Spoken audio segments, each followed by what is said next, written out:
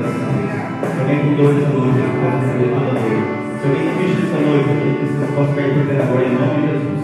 Que nós possamos todos os dias, Deus, louvar o Senhor e bendizer a Ti. Aleluia. Eu gostaria que nós vamos ficar de pé para falar com o Senhor. Amém. Esse diz algo assim que é mais que verdade, que não existe nada melhor do que ser amigo de Deus. Amém? Aleluia. Glória a Deus.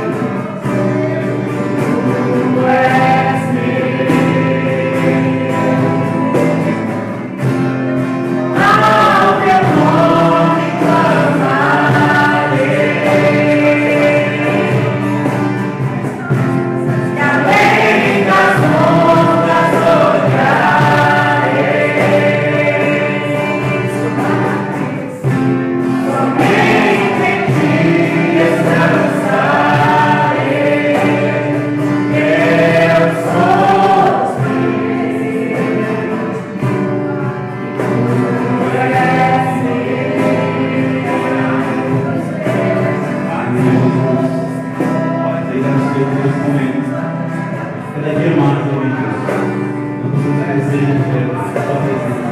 Cada dia mais nos sentindo o teu poder, na tua promessa.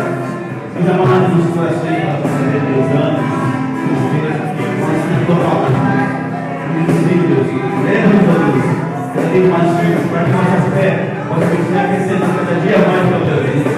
Obrigado por esse momento de louvor, por tua presença, Pai. E que todos os dias nossa vida possa ser para te louvar, para te adorar, para te agradecer no teu poder, no teu santo nome. Em nome de Jesus, nós oramos, Deus, e damos cada dia mais. Obrigado, obrigado mesmo, por cada vida que está aqui nessa noite. Também por aqueles que não vieram, que está no coração de cada um. Cada um, estenda tuas mãos poderosas sobre cada vida, em nome de Jesus, nós te louvamos e bendizemos o Senhor. Muito obrigado.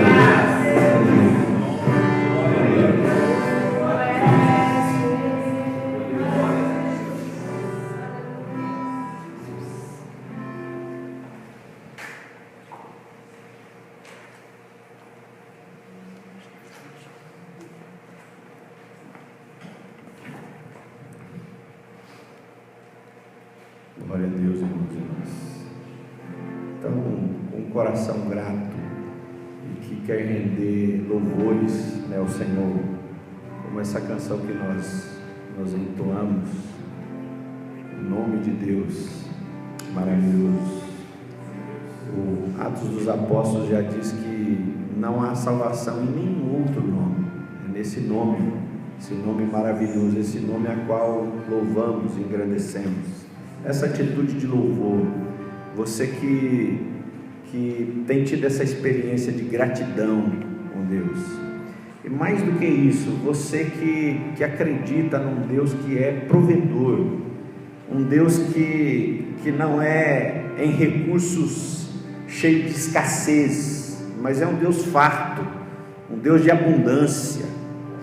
É nesse momento que eu convido você, nesse ato de reconhecimento, que o Deus que você serve é também um Deus de abundância, porque aquele que olha para Deus e vê um Deus empobrecido, um Deus de recursos escassos, tem dificuldade para repartir o pouco que recebe. Mas aquele que olha para Deus e vê que Deus é dono do ouro e da prata, e vê que Deus é a abundância de recursos, que Deus é o Senhor do universo, que nele habita tudo, toda a existência, tudo é sustentado pela mão dele. Essa não tem dificuldade de compartilhar aquilo que Deus coloca na sua mão. E esse é o momento também de você exercer essa prática de repartir um pouco do que Deus coloca na tua mão. Quando você ouve essa canção, você que trouxe o seu dízimo, a sua oferta, deposite no altar, em nome de Jesus.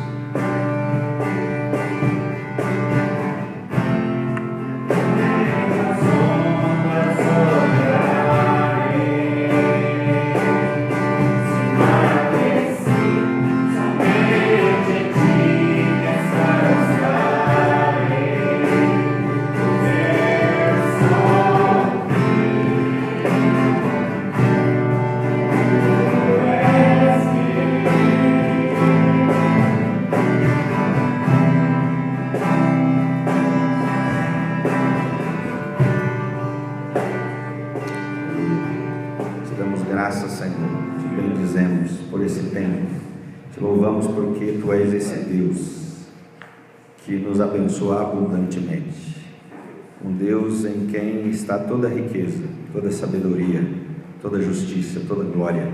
Nós Te bendizemos, ó Pai, e que a cada dia Tu nos ensines a repartir, compartilhar aquilo que Tu tens colocado na nossa mão, que Tu nos ensines a abençoar as pessoas com quem cruzamos por aí, que Tu nos ensines a aproveitar as oportunidades de mostrar às pessoas que o Deus que nos salvou é generoso e tem nos ensinado a ser pessoas generosas, e que por conta disso muitos se curvem e deem glórias e graças ao Teu nome e bendigam ao Teu nome, Senhor. Louvado seja o Teu nome. Nós colocamos esse tempo, ó Pai, de abrir a Escritura, de meditar, de ouvir, que o Teu Espírito Santo nos ministre, Senhor, que nada impeça de nós ouvirmos a Tua voz falar conosco, que as nossas ansiedades, que as nossas preocupações não sufoquem a semente da palavra, mas que o Senhor arranque as pedras, os espinhos que porventura habitam o nosso coração, para que a semente caia em terra boa. Ó Deus, Teu nome seja glorificado. Nós oramos e Te agradecemos, Senhor. Amém. Amém, meus irmãos. Quero convidar você para abrir, nós vamos encerrar aí a série que iniciamos, então te convido a abrir Epístola de Tiago, capítulo 5, verso 19 e 20, os dois últimos versos nós vamos ler nesse nosso culto de ceia, e nós temos falado sobre uma fé viva. Uma fé viva. Uma fé viva é uma fé com obras, é uma fé que produz fruto. Uma fé viva não é uma fé só que a gente confessa e lê lá um conjunto de doutrinas e diz: eu concordo com isso aí. Mas a fé viva leva a gente a encarnar na vida nossa a fé que a gente tem. É possível que alguém diga que creia em Deus, acredite que Jesus ressuscitou, mas viva como se Deus não existisse. Isso é possível. Também é possível pessoas que dizem não crer em Deus e vivam a vida como se Deus existisse, como se Deus tivesse escrito no coração dessa pessoa a sua palavra. O Paulo fala isso em Romanos capítulo 2. Gentios que não conheceram uma palavra, a lei dos mandamentos de Moisés, mas têm a lei escrita no coração. Não sabem falar da fé, não sabem de doutrina, não conhecem a Escritura, mas a maneira como eles vivem, talvez nem chamam Deus por Deus, mas a maneira como eles vivem nos revela que a palavra de Deus, escrita por Deus, pelo Espírito de Deus, está escrita no coração dessas pessoas. Essa é uma fé viva. Então, Tiago 5, verso 19, para nós encerrarmos, a palavra de Deus nos diz assim: meus irmãos, se algum entre vós se desviar da verdade, e alguém o converter, sabei que aquele que converte o pecador do seu caminho errado, salvará da morte a alma dele, e cobrirá multidão de pecados. Vou ler de novo: meus irmãos, se algum entre vós se desviar da verdade, e alguém o converter, sabei que aquele que converte o pecador do seu caminho errado, salvará da morte a alma dele, e cobrirá multidão de pecados. Amém, meus irmãos? Então, Tiago é uma carta que aborda muitas questões práticas. Como é que a gente usa a língua, como é que a gente lida com a provação, o que a fé tem a ver com isso tudo, o que a fé tem a ver com o irmão que está passando necessidade, o que a fé tem a ver com o rico que entra na igreja, o pobre que entra na igreja, o que a fé tem a ver, por exemplo, com aquele que se desvia da fé. Qual é a resposta que um homem, uma mulher que vivencia uma fé viva, como ele lida com o irmão ou a irmã que se desviou da fé? A expressão de Tiago é se desviar da verdade. Meus irmãos, se pode acontecer que alguém se desvie da verdade, se isso acontecer, e aí Tiago continua dizendo, aquele que o converter, que o trouxer da morte para a vida, está fazendo uma grande obra, e essa obra implica em cobertura ou um cobrir de multidão de pecados. E aí a gente se pergunta: cobrir pecado de quem? De quem levou o outro a se converter, ou cobrir pecado de quem se converteu? Bom, há todo um debate sobre isso. Pode ser as duas coisas. Mas é interessante, a expressão que eu quero destacar é se desviar da verdade. A gente fica pensando, quando é que nós entendemos que alguém se desviou da verdade? Outra expressão, se apostatou, deixou a fé. Quando é que alguém se desviou da verdade? Quando ouvimos, por exemplo, que a certa pessoa adulterou, nós muito provavelmente vamos dizer, fulano de tal se desviou da verdade. Quando alguém, numa conversa com você, começa a dizer que está revoltado com Deus, é bem provável que digamos, essa pessoa se desviou da verdade, ou está se desviando, se apostatando da fé. Enfim, muito provavelmente essas são as maneiras, e eu poderia citar outras, através das quais nós entendemos que alguém se desviou da verdade, que alguém se apostatou da verdade. Agora, Tiago no capítulo 4, quando fala da amizade com Deus, e fala da amizade com o mundo, são dois caminhos que não se harmonizam nunca, um anula o outro, à luz do que Jesus dissera em Mateus 6, quando fala de Deus e Mamon, que é impossível servir a dois senhores, ou a gente vai se devotar a um, se entregar a um, se deleitar com esse um, e vai passar a aborrecer, desprezar aquele outro. Essa experiência de ter um coração entregue a dois deuses, Jesus diz, é impossível. Porque o que acontece, queiramos ou não, gostemos ou não, é que quando o nosso coração se inclina para reverenciar um Deus, ao mesmo tempo ele despreza algum outro Deus. É isso que Jesus diz. E Tiago vai reproduzir isso no capítulo 4 com outras palavras. Quando ele diz assim que a amizade com o mundo, lá no verso 4, a amizade com o mundo, a amizade do mundo é inimiga de Deus. É impossível haver uma harmonia entre amizade com Deus e amizade com o mundo.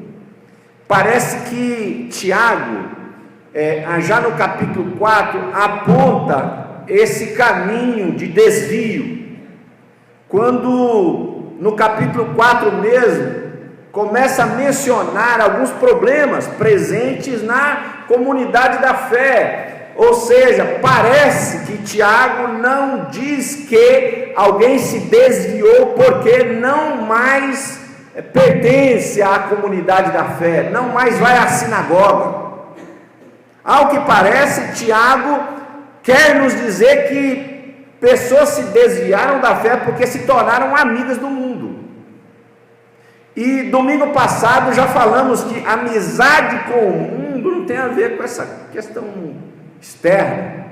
Houve um tempo que a igreja achava que ser amigo do mundo tinha a ver com maquiagem, com vestido, com calça, com batom, com coisas dessa natureza, com questões de natureza mais estética. Mas Tiago capítulo 4 menciona, por exemplo, que mundo tem a ver com cobiça.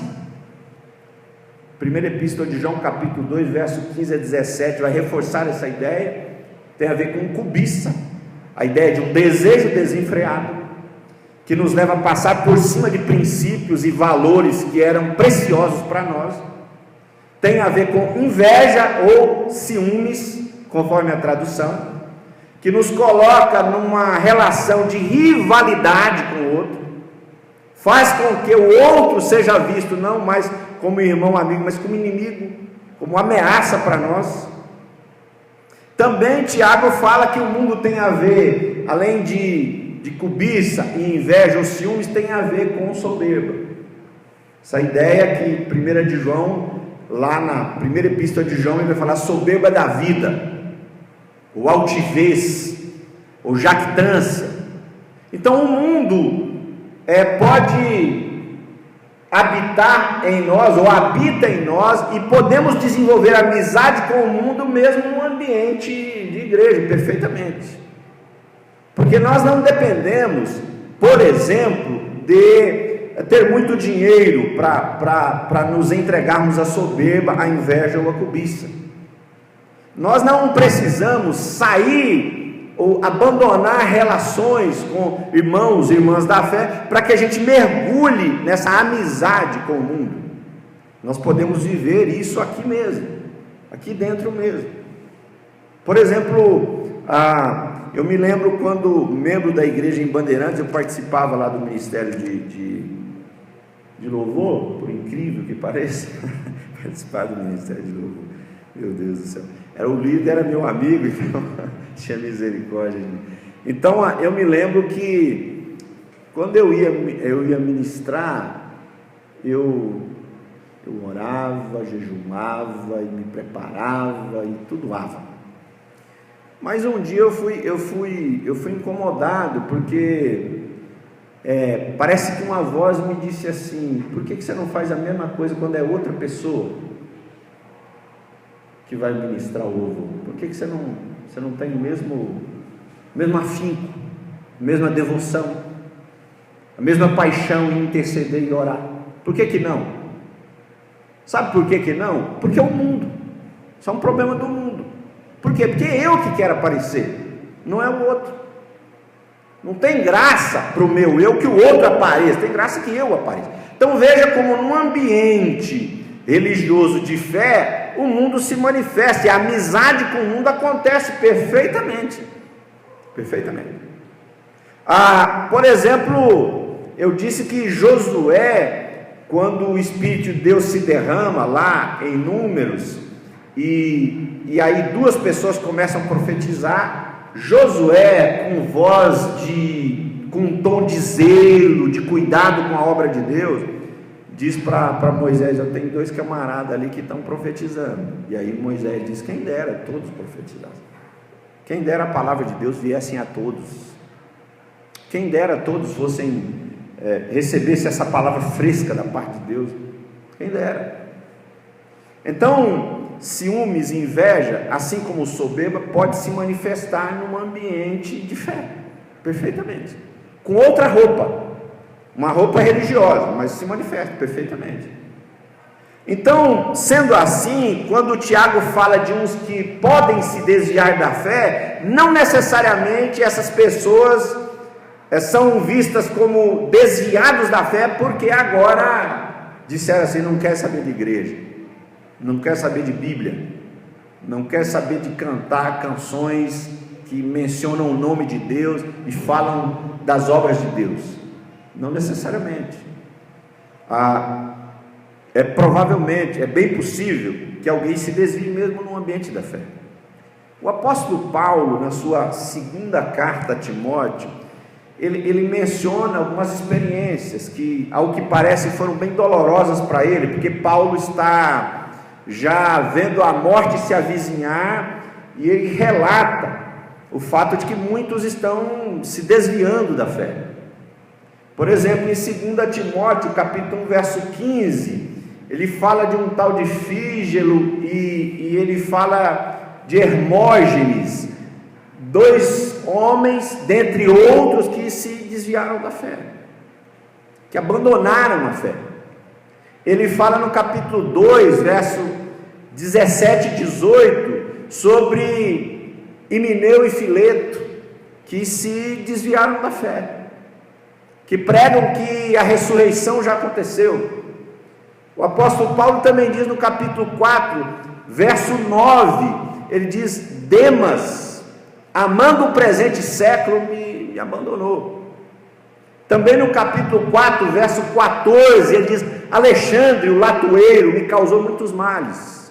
E o apóstolo Paulo parece até carregar um espírito vingativo, quando ele diz que o Senhor apaga, que o Senhor dê a recompensa para ele conforme as suas obras. Então Paulo vive essa experiência de lidar com pessoas que eram próximas a ele, e esses o abandonaram no dia do seu julgamento, e não só, mais do que isso, se apostataram da fé. Essa experiência de pessoas se desviarem da verdade não é incomum, infelizmente não é incomum, infelizmente não é algo que ocorre só de vez em quando. O apóstolo Paulo, no fim da sua caminhada ministerial, teve eu diria, a amarga experiência de lidar com muita gente se desviando da fé, se desviando da verdade. Mas Tiago, que deseja que vivamos uma fé viva, e uma fé viva tem um jeito de lidar com aqueles que se desviaram da verdade. Se desviaram da verdade. Ao que parece, Tiago, ao usar a expressão, meus irmãos, se algum entre vós se desviar da verdade e alguém o converter, essa ideia, e o alguém o converter, sugerindo, que pode existir alguém que surja do meio de nós, que ajude esse irmão, essa irmã a se converter, a voltar para a fé, a se dobrar de novo, a se render novamente. Essa possibilidade que alguém do nosso meio se levante e ajude esse que tropeçou e caiu a se levantar, a se reerguer. Essa ideia de que uma fé viva se preocupa com isso. Tiago também vai dizer no verso 20, quando ele usa a expressão sabei, que aquele que converte um pecador do seu pecado, traz essa pessoa que estava no erro, estava na morte, traz essa pessoa para a vida e cobre multidão de pecados. A expressão cobrir multidão de pecados, ou uma expressão parecida, vai aparecer em 1 de Pedro capítulo 4, verso 8, quando ele fala do desafio que temos de amar uns aos outros com amor ardente, e nesse desafio de amarmos uns aos outros com amor intenso, a expressão que ele usa no verso 8, ele diz assim: porque o amor cobre multidão de pecados. O amor cobre multidão de pecados. E Pedro aqui fala da vivência de um amor recíproco, de uns para com os outros, o amor que eu dou e o amor que eu recebo. E essa vivência do amor, onde eu dou e recebo, é onde multidão de pecados são cobertos. Então, parece-me que Tiago está dizendo algo parecido, que quando alguém se interessa em ajudar um outro, uma outra que se desviou da fé, a experiência que vai acontecer é que multidão de pecados serão cobertos. Pecados de quem? Bom, de quem ajudou e de quem foi ajudado. Porque 1 Pedro nos lembra dessa ideia de que o amor não é uma experiência, pelo menos no ambiente da fé, que Deus quer que seja unilateral meramente. O desejo de Deus é que nós sejamos irmãos. Então, o propósito de Deus, ainda que nós não precisamos esperar que o outro nos ame para dar amor, porque Deus não esperou isso, mas o desejo de Deus é que flua nas nossas relações um amor recíproco, de dar e receber, de amar e ser amado. E aí 1 de Pedro capítulo 4, verso 8 diz que essa experiência é uma experiência que vem acompanhada de um cobrir multidão de pecados. Provérbios 10, verso 12, parece dizer algo semelhante. Se você quiser abrir Provérbios 10, verso 12, quem encontrou, pode ler para a gente. Provérbios 10, versículo 12.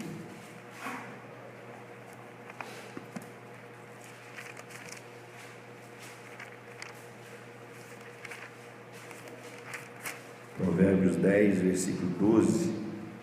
Alguém lê em voz, em bom tom para nós. O ódio excita contendas, mas o amor cobre todas as transgressões.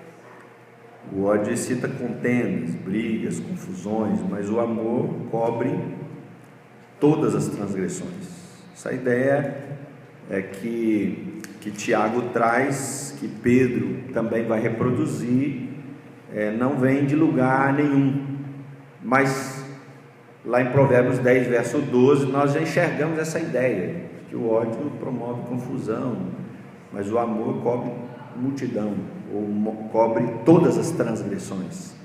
Essa ideia de que o amor vai cobrindo transgressões, pecados, tropeços, iniquidades, erros, falhas, fraquezas, o amor vai cobrindo. Agora, esse culto de ceia, para a gente encerrar, duas coisas eu queria destacar nesse texto, pensando em Tiago escrevendo para mim e para você nos dias de hoje.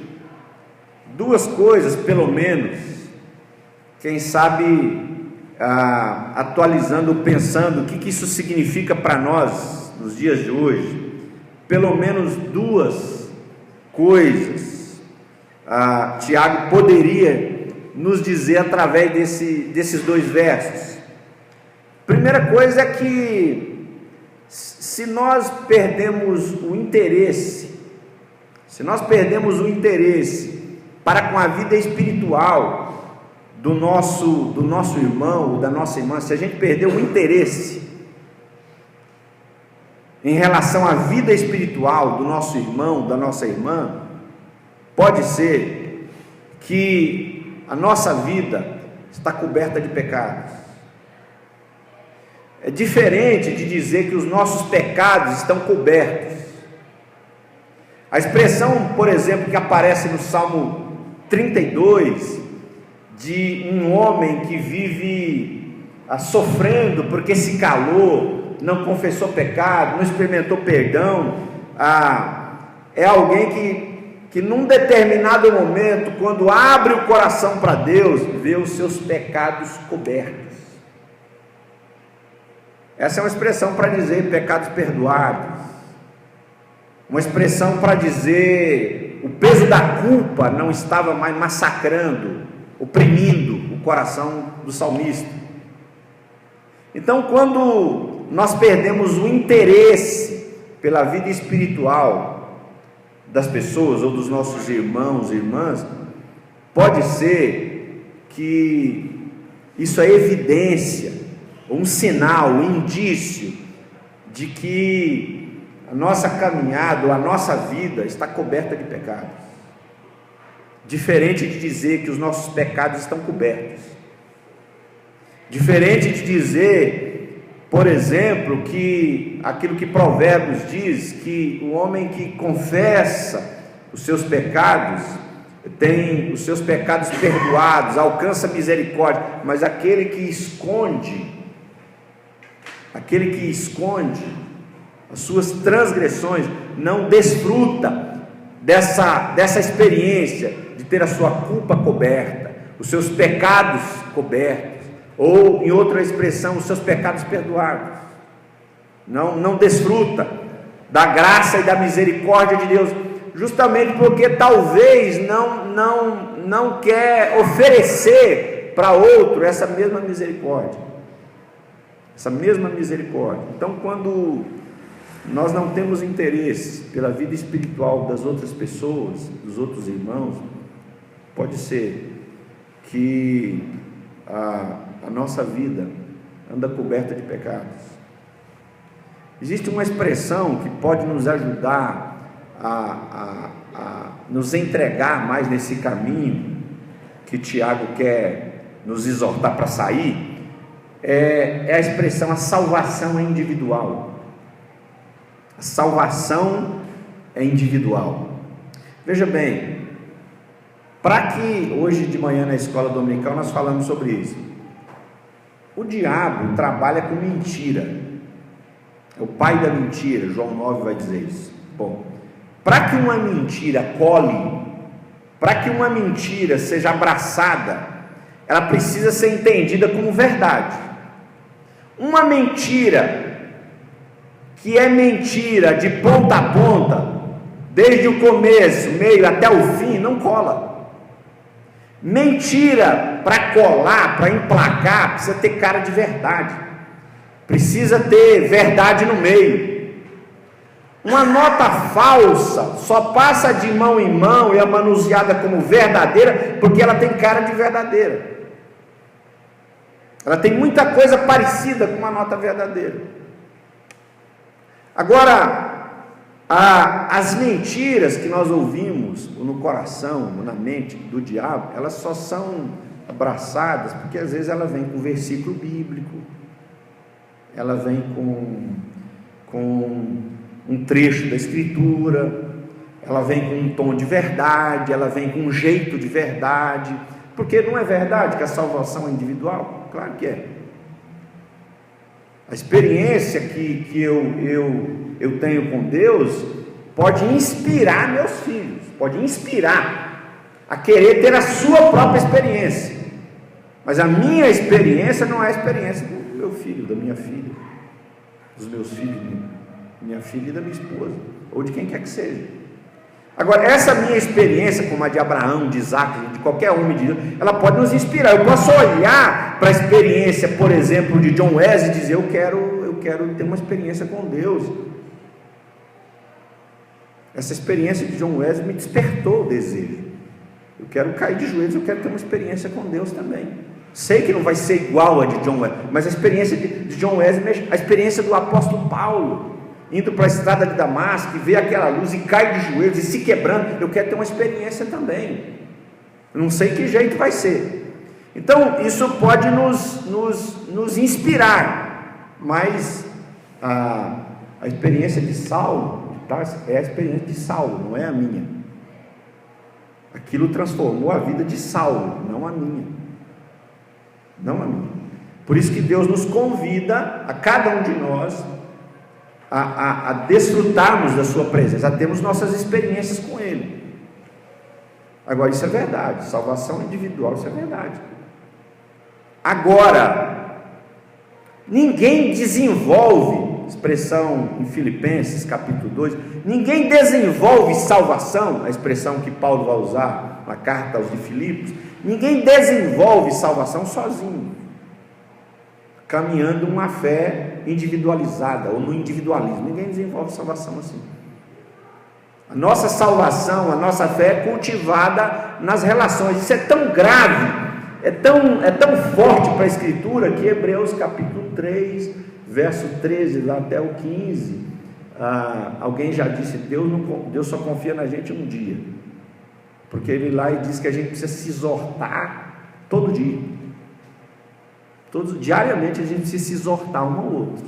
E tem gente que ainda acha que dá para caminhar sozinho, porque Hebreus diz que nós precisamos nos exortar uns aos outros. Para quê? Para que o nosso coração não se perverta, não caia em incredulidade, e a gente não se afaste do Deus vivo. Ou seja, salvação é individual, mas quem está indo sozinho para o céu e está contente, está perdido. Quem está indo contente porque está sozinho, não está nem aí, porque ninguém está o acompanhando, ele não vê ou ela não vê ninguém ao seu lado, ou acompanhando nesse trajeto para a vida celestial, e ele não se incomoda com isso, no mínimo é estranho, no mínimo é muito esquisito. Porque Deus, aquela pergunta que Deus fez para Caim, Ele ainda faz para a gente hoje. Quando em vez o Espírito Santo vem e pergunta para nós: onde é que está seu irmão? E aí é um problema para nós, porque quando Deus pergunta para Caim, primeiro ele diz que não sabe, é mentira, ele sabe. Às vezes a gente não sabe mesmo onde é que está o nosso irmão. Até aí, o problema de Caim é que ele sabia, e diz que não sabe. Em segundo lugar, o problema de Caim é que ele não tem interesse, não se preocupa, ele não se vê como alguém responsável pelo seu irmão. É bem verdade que pode ser que você queira se aproximar de alguém e essa pessoa não queira a sua ajuda. Isso é possível. Mas o que Gênesis 4 nos diz é que Deus pergunta para Caim, e Caim, depois de ter tirado a vida de Abel, diz: eu porventura sou tutor, sou cuidador do meu irmão. Quando a gente não tem interesse na vida espiritual do nosso irmão ou da nossa irmã, a gente não quer cuidar, a gente não se importa de como ele vai ou ela vai, se cresce, se decresce, muito provavelmente a gente pode se tornar o que Caim se tornou. Caim se tornou um assassino do seu irmão. Assassino do seu irmão.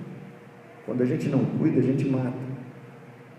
Caim não se dispôs a cuidar, mas sem fazer um plano tão minucioso, ele se dispôs a matar. É certo que sem perceber, a gente pode matar espiritualmente as pessoas, sem que a gente planeje, mas só pelo fato de nós perdermos o interesse. A fé viva é essa fé que se interessa, Então que nessa noite, irmãos, o Espírito de Deus, noite de ceia, reavive dentro de nós esse interesse pelo irmão ou a irmã, a sua vida espiritual. Segunda coisa que quem sabe Tiago nos diria hoje, primeira, se nós não temos interesse em relação à vida espiritual do nosso irmão ou irmã, pode ser que nós estejamos, em outras palavras, perdidos. A gente olha e fala, o irmão está perdido, pode ser que a gente está perdido também. Segunda coisa é que, verso 20, a expressão, saber que aquele que converte o pecador do seu pecado, do seu caminho errado, salvará da morte a alma dele e cobrirá a multidão de pecados. O que Tiago está fazendo é nos convidando, a expressão saber, ou seja, conhecer, e é um conhecimento que não é fruto de estudo bíblico, mas é um conhecimento fruto de experiência. O que o Tiago quer, ou nos estimula, nos exorta, diga, irmão, viva essa experiência, seja esse alguém que se levante para ajudar aquele que se desviou a voltar para o caminho, seja esse alguém que se importa com a vida espiritual daquele daquela uma. É interessante porque quando a gente olha para a Escritura em Gênesis, e a gente vê Abraão está intercedendo por Sodoma e Gomorra. Deus diz, eu vou destruir essas duas cidades, porque ali tem iniquidade demais. E Abraão começa a conversar com Deus e pedindo que Deus tenha misericórdia de Sodoma e Gomorra. Quando nós olhamos para Moisés, no capítulo 32, se não me engano, do livro de Êxodo, o povo constrói um bezerro de ouro, começa a adorar, diz, está aqui o nosso Deus. Verso 10, quando Moisés desce, Deus diz, olha, vamos fazer o seguinte, eu vou destruir todo esse pessoal aí, Moisés, e aí eu começo uma nação a partir de você. O que você acha? E Moisés, verso 11, diz que começa a suplicar a Deus, começa a interceder pelo povo. Moisés é esse que em Números capítulo 12, depois daquele episódio de rebelião de sua irmã, e Miriam fica leprosa, a Bíblia diz que Moisés está intercedendo por Miriam, para que Deus restaure a saúde de Miriam. No capítulo 42 do livro de Jó, depois de ser afrontado, molestado pelos seus amigos, supostos amigos, no capítulo 42, Jó intercede por esses amigos, que não foram nada amigos, no momento em que Jó enfrentara a situação, quem sabe, mais difícil da sua vida, sofreu perdas enormes. Nós encontramos Jesus intercedendo pelos seus algozes lá na cruz. Então, se tem uma coisa que a Bíblia nos ensina, através de Moisés, de Abraão, de Jó, através de Paulo, através de Jesus, é que ele se importava com o destino, com a vida espiritual das outras pessoas. A salvação é individual.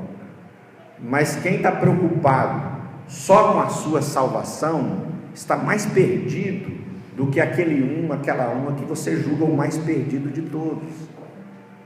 O mais perdido de todos.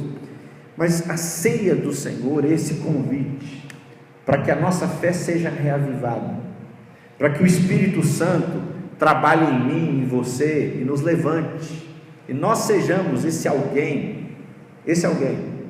que não só intercede pela vida daqueles que são, no nosso julgamento, integrantes de uma Sodoma, uma Gomorra, cidadãos de uma Sodoma e uma Gomorra, mas nós nos disponhamos nas mãos de Deus para ir trazer de volta aquela ovelha que se perdeu. Eu quero te convidar para se colocar de pé, para se levantar e converse com Deus.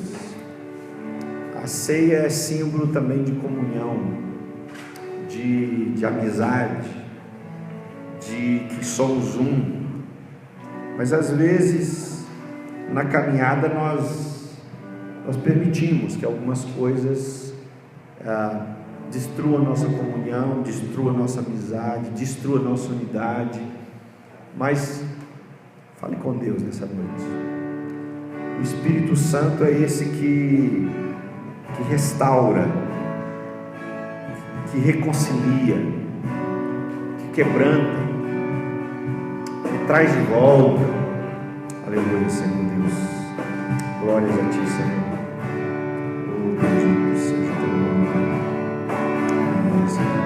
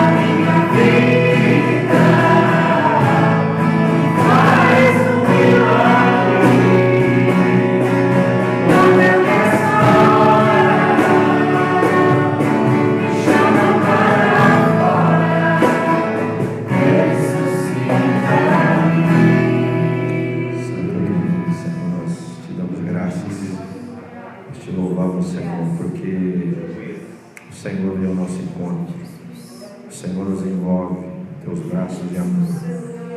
E de igual modo, Senhor, Tu nos levanta como Teus filhos e filhas, para irmos também ao encontro daquele e daquela, Senhor, que de algum modo tropeçou na fé, de algum modo, ó Deus, teve a sua fé apagada, de algum modo, Senhor, perdeu a força para caminhar, se desgarrou, se desviou.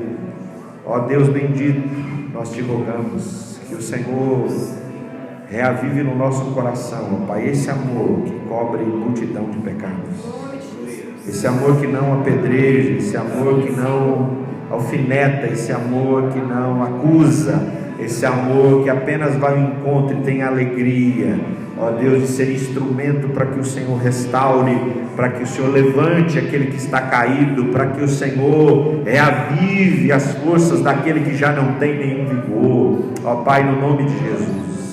Espírito Santo de Deus, ajuda-nos a viver essa experiência, Senhor, do que é o amor que cobre multidão de pecados, do amor que devemos ter de uns para com os outros, um amor ardente, ó Deus, servindo uns aos outros com os dons que recebemos do Senhor, Pai, e percebemos que o Senhor vai cobrindo multidão de pecados que estavam sobre nós, pecados que estavam sobre o nosso irmão, a nossa irmã. Oh Deus bendito, louvado seja o Teu nome, ó Pai.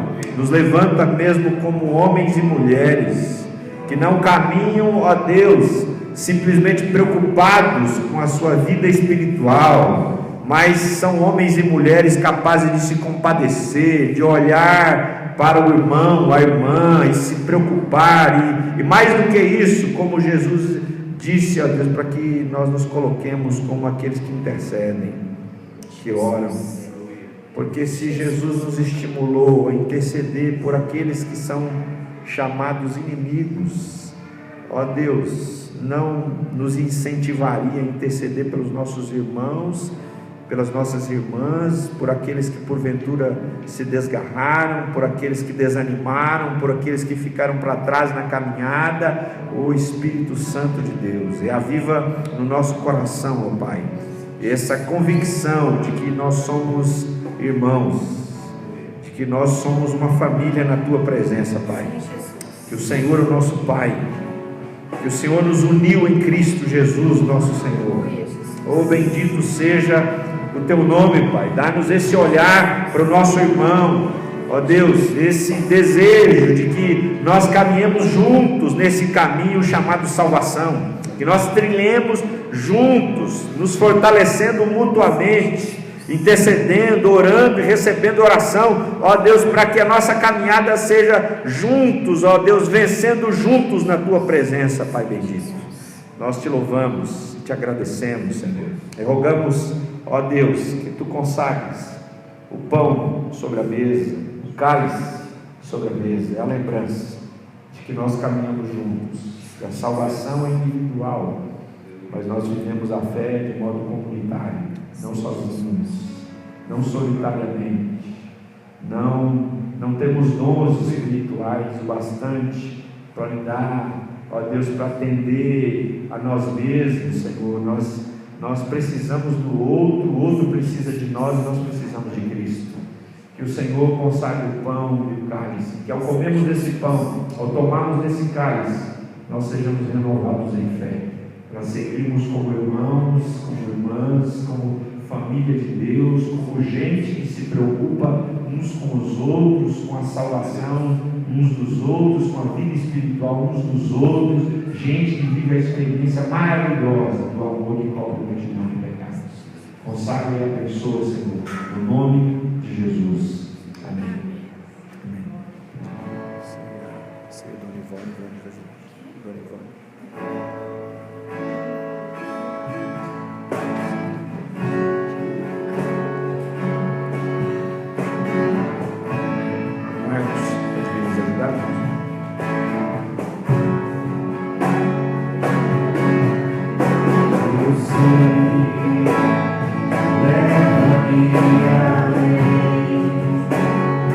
Todas as alturas,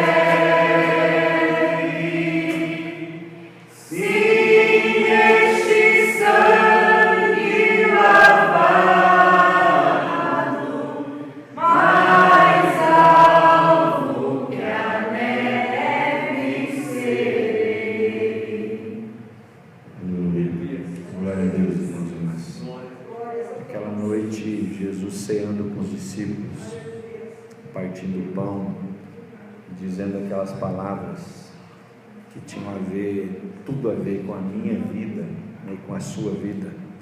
Jesus se dando por nós, sofrendo na cruz por nós, se entregando por mim, né, e por você. Nós só estamos reunidos aqui hoje, irmãos, porque Ele foi moído lá na cruz por nós.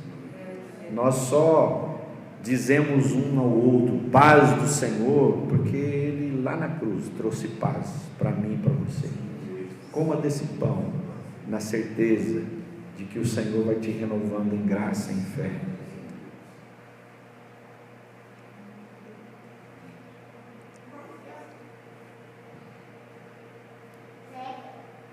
Aquela noite, Jesus não só tomou o pão, mas também o cálice que simboliza o sangue derramado por perdão dos nossos pecados.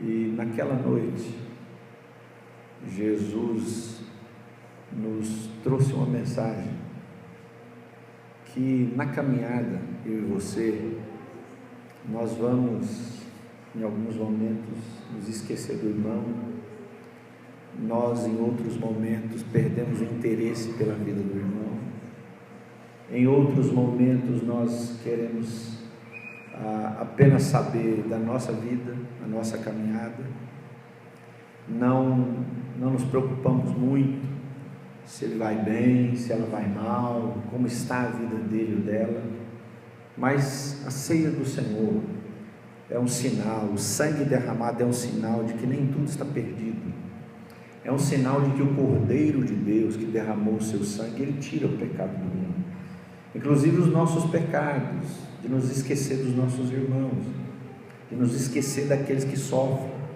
daqueles que estão padecendo, na convicção de que o Deus que nós servimos é um Deus de amor que não nos acusa, mas que cobre multidão de pecados. Tome desse cálice, a certeza de que o amor de Deus vai encher você, vai renovar a mim, vai renovar a sua vida, para que pessoas sejam contagiadas com esse amor que cobre multidão de pecados. Amém? Tome desse cálice nessa certeza de fé.